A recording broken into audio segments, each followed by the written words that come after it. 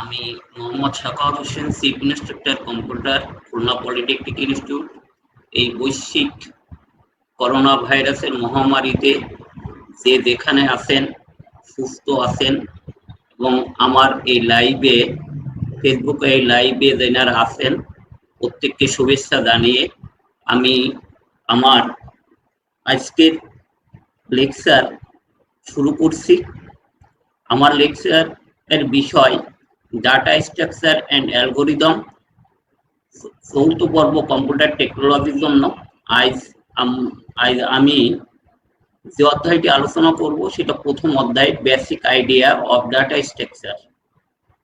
আমরা প্রত্যেকেই জানি যে ডাটা স্ট্রাকচার কম্পিউটার টেকনোলজির একটা ভ্যালুয়েবল সাবজেক্ট এবং এই সম্পর্কে, ডাটা স্ট্রাকচার সম্পর্কে ভালো ধারণা না থাকলে পরবর্তীকালে আমরা কম্পিউটার টেকনোলজির অনেক কিছুই আমরা জানতে পারি না। যাই হোক, আমি এখন ক্লাস শুরু করছি।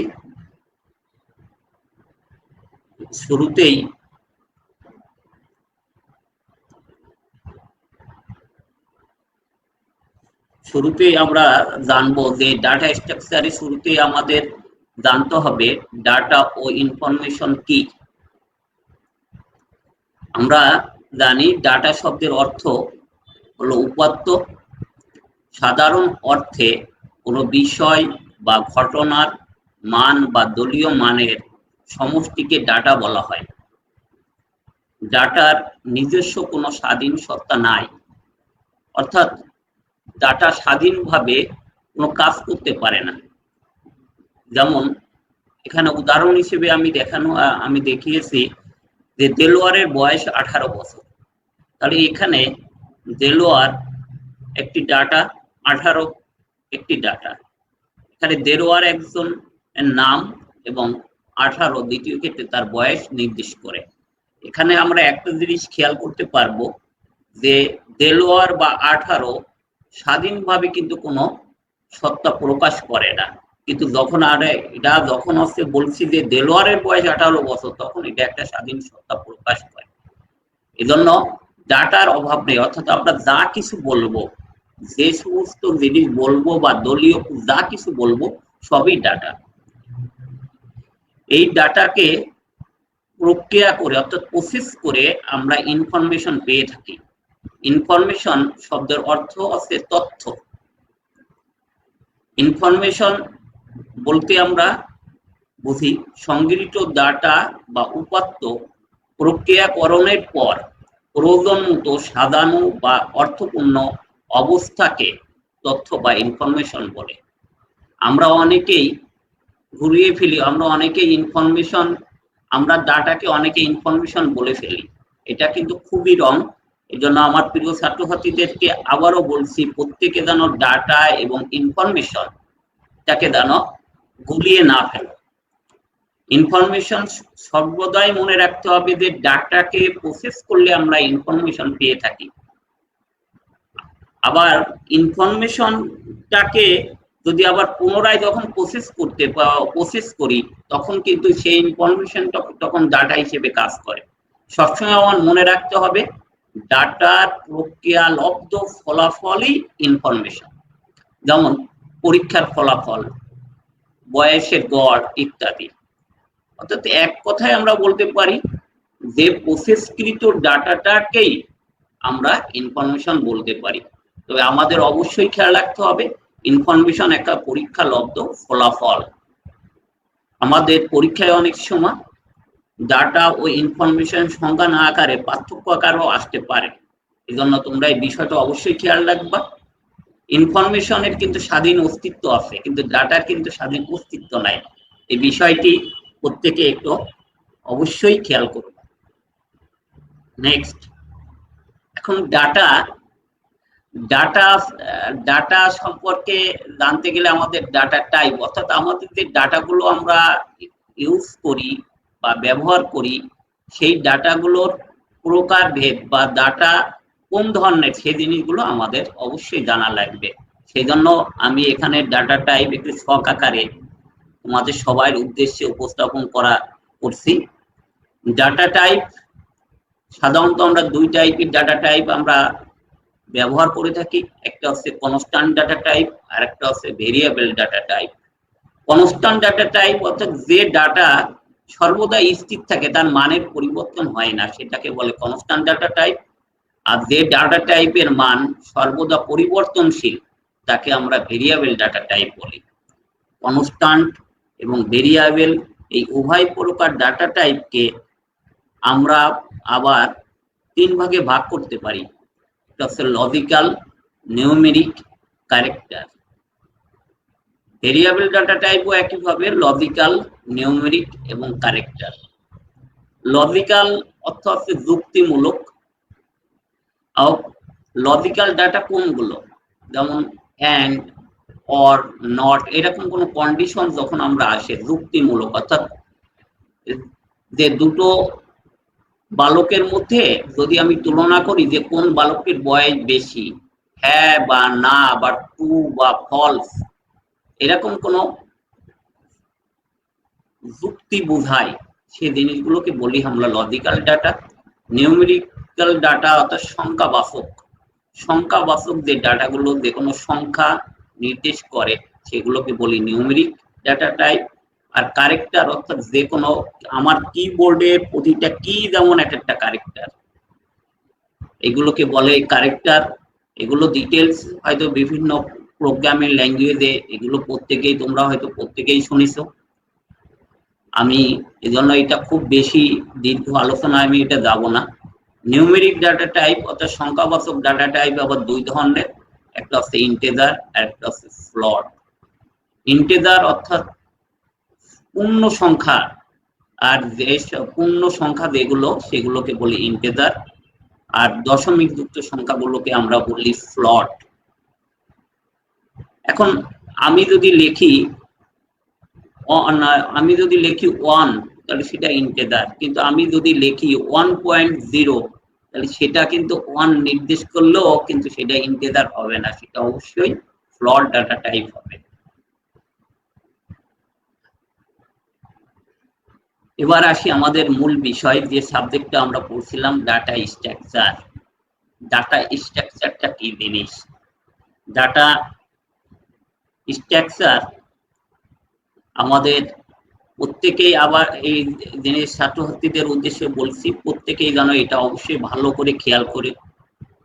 ডাটা সমূহকে আমরা ভিন্ন ভিন্ন কাজের জন্য ভিন্ন ভিন্ন ভাবে প্রক্রিয়াকরণ করে থাকি, করে এই ডাটাগুলোকে আমরা সুসংগঠিতভাবে সাজিয়ে থাকি। যেই সুসংগঠিতভাবে এই ডাটা সমূহ সাজানোকে আমরা বলি ডাটা অর্গানাইজেশন। এই ডাটা অর্গানাইজেশনে ডাটাকে একটা নির্দিষ্ট মডেলে আমরা সাজাই থাকি। এই ডাটা অর্গানাইজেশনের এই ডাটার সাজানোর এই মডেল অর্থাৎ গাণিতিক ও যুক্তিমূলক এই মডেলকে আমরা বলি ডাটা স্ট্রাকচার। আগেই আমি আবার রিপিট করছি, ডাটা সমূহকে আমরা ভিন্ন ভিন্ন কাজের সুবিধার্থে ভিন্ন ভিন্ন ভাবে প্রক্রিয়াকরণ করে থাকি, করে এই ডাটাগুলোকে সাজিয়ে থাকি। এই সাজানোকে আমরা বলি ডাটা অর্গানাইজেশন, এবং ডাটা অর্গানাইজেশনে এই ডাটা সমূহকে আমরা একটা নির্দিষ্ট মডেলে অর্থাৎ গাণিতিক বা যুক্তিমূলক মডেলে সাজিয়ে থাকি। এই সাজানো মডেলগুলোকেই আমরা বলে থাকি ডাটা স্ট্রাকচার। তবে ডাটা স্ট্রাকচারে বিশেষ করে খেয়াল রাখতে হবে, ডাটা মডেল আকারে যখন সাজাবো তখন আমরা দুটি বিষয় অবশ্যই খেয়াল রাখবো। প্রথমটা হবে এই স্ট্রাকচারের আওতাধীন ডাটাকে এমন বৈশিষ্ট্যের অধিকারী হইতে হবে যেখানে আমাদের বাস্তব জীবনের সুস্পষ্ট প্রতিফলন ঘটে, অর্থাৎ বাস্তব জীবনে এই ডাটা সমূহের বাস্তবায়ন হয় সেদিকটা আমাদের খেয়াল রাখতে হবে। আর স্ট্রাকচার যখন সাজাবো তখন আমাদের এমন ভাবে সাজাইতে হবে যেন যে কেউ প্রয়োজন বোধে এই ডাটাগুলোকে তার প্রয়োজন অনুযায়ী ডাটাগুলোকে প্রসেস করতে পারে, যে কেউ। এই দুটো বিষয় আমাদের অবশ্যই খেয়াল রাখতে হবে ডাটা মডেল সাজানোর ক্ষেত্রে। আর ডাটা স্ট্রাকচারের এই ডাটা মডেল সাজানোটাই মূল ভিত্তি।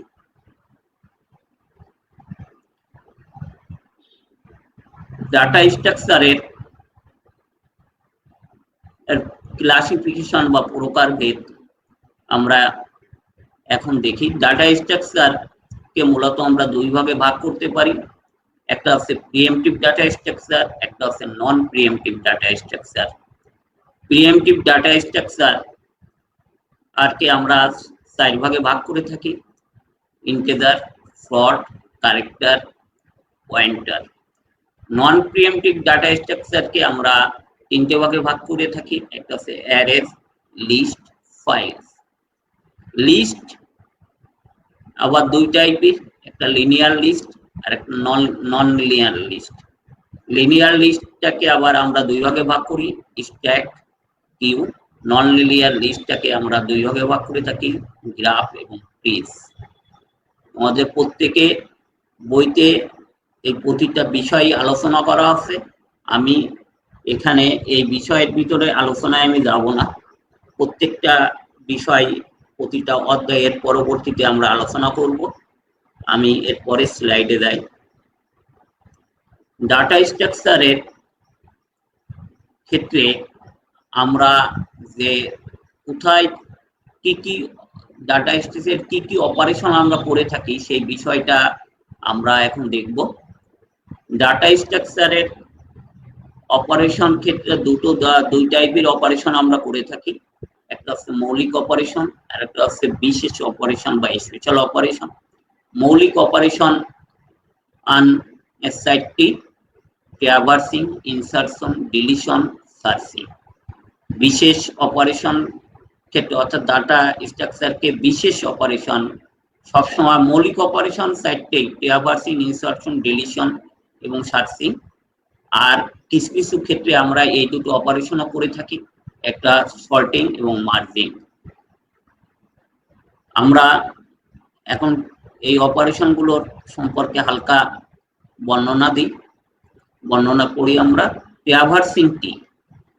ডাটা স্ট্রাকচারের কোনো রেকর্ডকে কমপক্ষে একবার অ্যাক্সেস বা প্রসেস করাকে আমরা ট্র্যাভার্সিং বলি। যেমন আমি যদি একটা অ্যারে ডিক্লেয়ার করি, সেই অ্যারেতে যদি কোনো ডাটা আমি ইনপুট দিই বা ডাটা গুলোকে আমি আউটপুট হিসেবে পাই বা অ্যারের যে কোনো অপারেশন যদি করি, তাহলে সেটাই ট্র্যাভার্সিং এর মধ্যে পড়বে। ট্র্যাভার্সিং কথার অর্থ একটাই যে আমি ওখানে মিনিমাম একবার অ্যাক্সেস করছি কিনা। সার্চিং সার্চিং ডাটা স্ট্রাকচারে একটি নির্দিষ্ট কি ভ্যালুর মাধ্যমে কোনো রেকর্ডের লোকেশন খুঁজে বের করার উপায়কে বলা হয় সার্চিং। অর্থাৎ আমার একটা নির্দিষ্ট কি ভ্যালু দেব, যেমন কোনো জিনিসটাকে যদি আমরা সার্চ করতে চাই তখন আমরা একটা ভ্যালু দিয়ে থাকি, যেটাকে আমরা বলি কি ভ্যালু। এই ভ্যালুর করসপন্ডিং এ আমরা যে কোনো বিষয়কে আমরা খুঁজে বের করতে পারি যদি ওই ডাটা স্ট্রাকচারে ওই ভ্যালুটা থাকে। সার্চিং জিনিসটাও তাই, যে ডাটা স্ট্রাকচার একটা নির্দিষ্ট ভ্যালুর মাধ্যমে কোনো রেকর্ডের লোকেশন খুঁজে বের করার উপায়কে সার্চিং বলা হয়। ইনসারশন বা ইনসার্টিং, এটা পূর্বে তৈরি করা কোনো ডাটা স্ট্রাকচারের সাথে নতুন কোনো রেকর্ড সংযোজন করার কৌশলকে ইনসারশন বলে। অর্থাৎ আমরা একটা ডাটা স্ট্রাকচার আরে যদি নতুন কোনো আইটেম সংযোগ করতে পারি তখন এই কৌশলটাকে বলা হয় ইনসারশন। ডিলিশন ইনসারশনের উল্টো, অর্থাৎ ডাটা স্ট্রাকচারে বিদ্যমান কোনো রেকর্ডকে মুছে দেওয়া বা বাদ দেওয়ার কৌশলকে আমরা বলে থাকি ডিলিশন। সর্টিং, আমরা ডাটা স্ট্রাকচারে যে ডাটাগুলো বিদ্যমান থাকে তাদেরকে একটা নির্দিষ্ট ক্রম অনুসারে অ্যাসেন্ডিং বা ডিসেন্ডিং যে কোনো অর্ডারে সাজানোকে বলা হয় সর্টিং। মার্জিং, অর্থাৎ দুটি ভিন্ন ফাইল, দুটো আলাদা ডাটা স্ট্রাকচারে থেকে তার রেকর্ডগুলোকে একত্রে সর্টিং অবস্থায় তৃতীয় কোনো ফাইলে রাখার কৌশলটাকে আমরা বলি মার্জিং। আমরা ডাটা স্ট্রাকচারের যে ক্লাসিফিকেশন আমরা স্ট্যাক, কিউ, অ্যারে, লিস্ট এগুলো আমরা দেখছি। এগুলোর যে কোনোটার ক্ষেত্রে এই 6টি অপারেশন প্রযোজ্য হবে। এই অপারেশন গুলো সম্পর্কে যদি আমাদের ক্লিয়ার ধারণা না থাকে তাহলে আমরা ওখানে যে ডাটা স্ট্রাকচারে কোনো অপারেশন করতে দেয় সমস্যায় পড়তে পারি। এই জন্য ছাত্রছাত্রীদেরকে বলবো তোমরা অপারেশন গুলো সম্পর্কে ক্লিয়ার ধারণা রাখবে।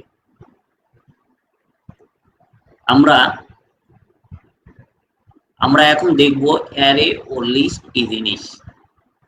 অ্যারে এই জিনিসটা সম্পর্কে ছাত্রছাত্রীরা অনেক আগে থেকেই পরিচিত আমার বিশ্বাস। তারপরও আমি সংক্ষিপ্ত আকারে অ্যারে ও লিস্ট সম্পর্কে বলার চেষ্টা করছি। ডাটার শ্রেণীবদ্ধ সজ্জাকে অ্যারে বলে। একটি সাধারণ ভেরিয়েবলের আওতায় মেমোরিতে পরপর সংরক্ষিত একই টাইপের কতগুলো ভেরিয়েবল বা ডাটা সমষ্টি হচ্ছে অ্যারে। অর্থাৎ একটা সাধারণ ভেরিয়েবলের আওতায় মেমোরিতে পরপর সংরক্ষিত, অর্থাৎ মেমোরি একটা নির্দিষ্ট লোকেশন থেকে শুরু করে কখনো ওর ভিতরে গ্যাপ থাকবে না, যে একই টাইপের, আমার এখানে অবশ্যই খেয়াল রাখতে হবে একই টাইপের ডাটা হতে হবে, সেই ডাটার সমষ্টিটাকেই বলা হয় অ্যারে। অ্যারে সাধারণত দুই টাইপের, অর্থাৎ একমাত্রিক ও বহুমাত্রিক। একমাত্রিক অ্যারেটাকে আমরা বলে থাকি লিনিয়ার অ্যারে। সাধারণত যে তোমাদের ডাটা স্ট্রাকচারের সামনে 3য় চ্যাপ্টার থেকেই তোমরা লিনিয়ার অ্যারে অধ্যায়টা পড়বা, সেখানে আসলে লিনিয়ার অ্যারে বলতে একমাত্রিক অ্যারে বলা হয়। অর্থাৎ যে অ্যারেতে একটি মাত্র সাবস্ক্রিপ্ট আমরা ব্যবহার করে থাকি সেটাকে বলা হয় একমাত্রিক অ্যারে, আর যে অ্যারেতে আমরা একাধিক সাবস্ক্রিপ্ট ব্যবহার করে থাকি সেটাকে বলা হয় বহুমাত্রিক অ্যারে। যাই হোক, আমরা 3য় চ্যাপ্টারে একমাত্রিক অ্যারে বা লিনিয়ার অ্যারে সম্পর্কে আমরা ডিটেলস পড়ব। এটা আমাদের 3য় সপ্তাহে আশা করি তোমরা এটা দেখতে পাবে। নেক্সট চ্যাপ্টার, লিস্ট কি জিনিস? লিস্ট অর্থ তালিকা। প্রাপ্ত ডাটার ক্রম বিন্যস্ত সজ্জাকে লিস্ট বলে। লিস্টে ডাটা ইচ্ছা মতন সংযোজন বা বিয়োজন করা যায়। আমরা যেমন বাড়িতে গেলে অনেক সময় বাবা মা আমাদের একটা বাজারের তালিকা ধরে দেয়, কাগজে লিখে বাজারের তালিকা ধরে দেয়, চাল, চিনি, ডাল এরকম তালিকা ধরে দেয়। এগুলোকে আসলে লিস্ট বলে। এবং লিস্টে আমরা যে কোনো আইটেম সংযোজনও করতে পারি, বিয়োজনও করতে পারি।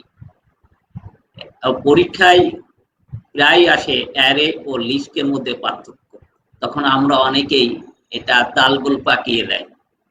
সবসময় মনে রাখতে হবে অ্যারে একই ডাটা, একই টাইপের ডাটার সমষ্টি, আর লিস্ট কিন্তু একই টাইপের না, ভ্যারাইটিস টাইপের ডাটা এখানে থাকতে পারে। আর অ্যারেতে ইচ্ছা মতন ডাটা সংযোজন বা বিয়োজন করা যায় না, ওর একটা নির্দিষ্ট অ্যালগোরিদম বা নির্দিষ্ট একটা নিয়মের মধ্যে ওখানে ডাটা সংযোজন বা বিয়োজন করতে হয়। কিন্তু লিস্টে আমরা ইচ্ছা মতন ডাটা সংযোজন করতে পারি, অর্থাৎ ইচ্ছা মতন আমরা কেটে দিতে পারি বা ইচ্ছা মতন ওখানে ডাটা ইনসার্ট করতে পারি। তোমরা অবশ্যই এই বিষয়টি অবশ্যই খেয়াল করবা। ডাটা স্ট্রাকচারে আরো কিছু বিষয় আমাদের জানতে হবে। আমরা এই বিষয়ের মধ্যে আছে ফিল্ড, রেকর্ড, ফাইল। ফিল্ড কি জিনিস? তোমরা অনেকেই এক্সেলে কাজ করছো।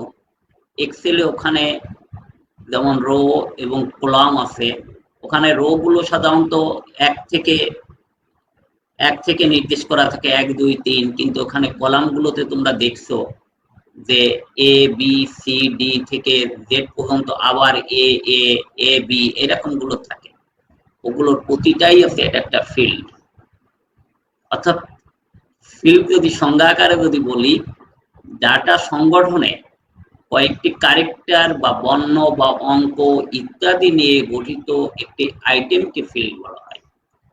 যেমন একটা ছাত্রর ডাটাবেস যখন আমরা পড়তে যাই তখন আমরা তার নাম, রোল, তার মোবাইল নাম্বার, গ্রেড, জিপিএ এগুলো আমরা তথ্যগুলো দিয়ে থাকি।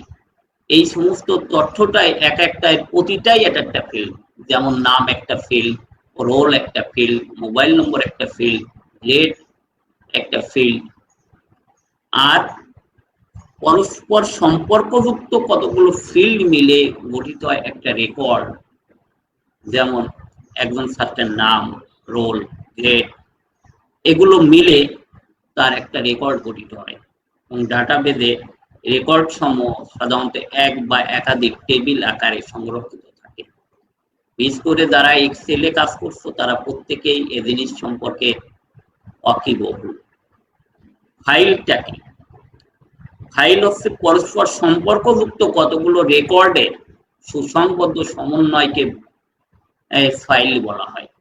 যেমন ছাত্রদের বেতন ও ফলাফলের রেকর্ড একটা ফাইলে গঠিত হয়। আমি নিচে একটা উদাহরণ সাহায্যে দেখানোর চেষ্টা করছি। যেমন একটা টেবিল আমি এখানে তৈরি করছি।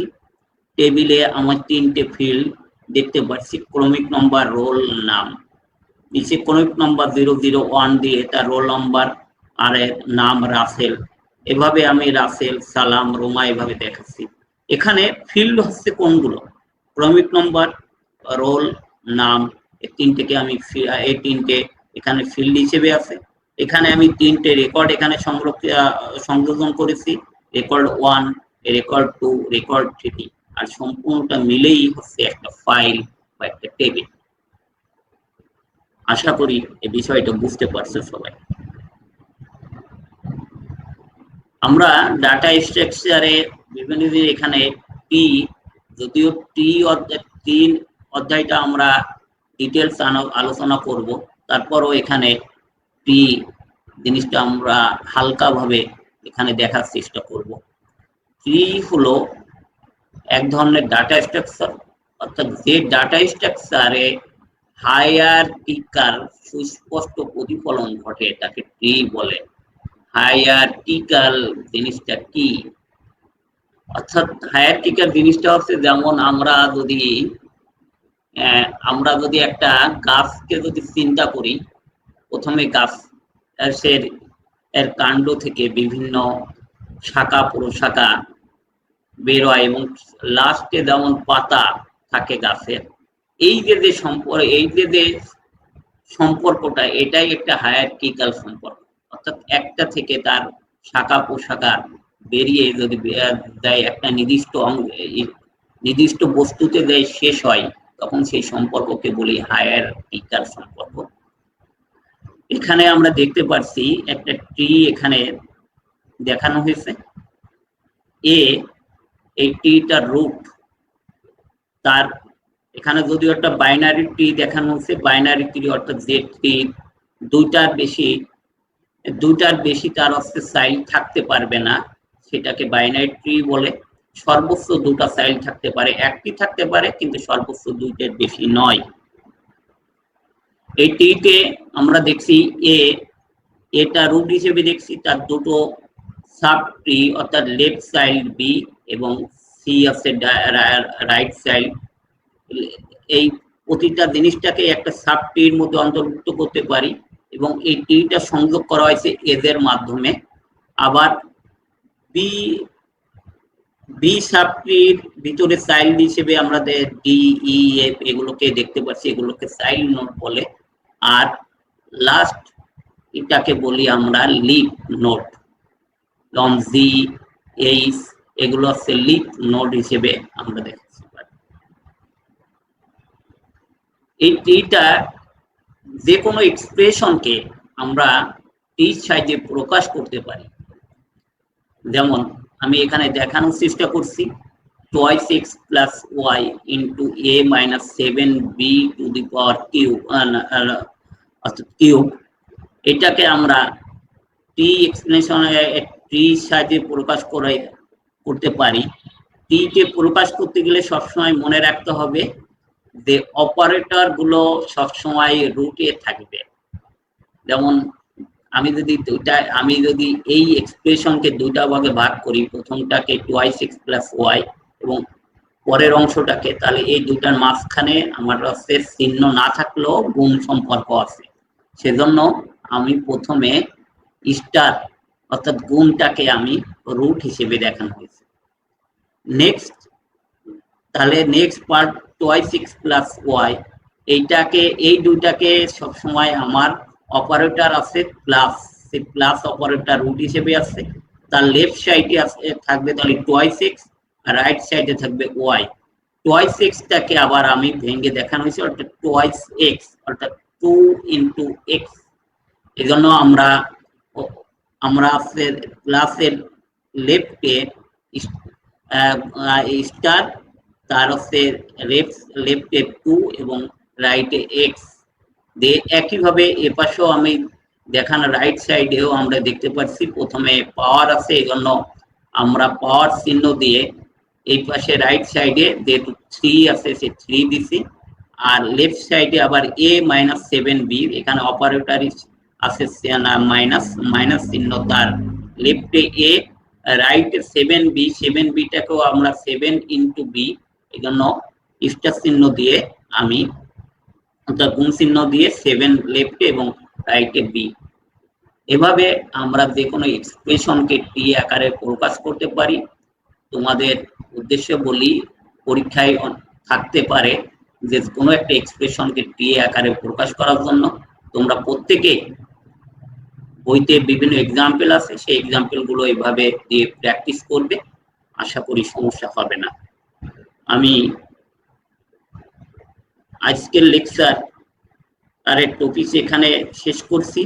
আমরা সামনের সপ্তাহে অর্থাৎ আগামী সোমবার যদি আমরা প্রত্যেকে যদি আমি জীবিত থাকি তাহলে চেষ্টা করব আগামী ক্লাসে তোমাদেরকে হিপ, হ্যাশিং এবং অ্যালগরিদম অর্থাৎ চ্যাপ্টার 2 এই বিষয় সম্পর্কে ক্লাস নেওয়ার জন্য। ছাত্রছাত্রীদের ভিতর থেকে যদি কোনো প্রশ্ন থাকে তাহলে প্রত্যেকে করতে পারো।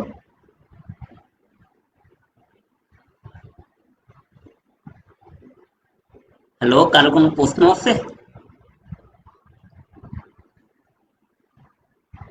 যদি না থাকে তাহলে প্রত্যেককে ধন্যবাদ আজকের ক্লাসের জন্য।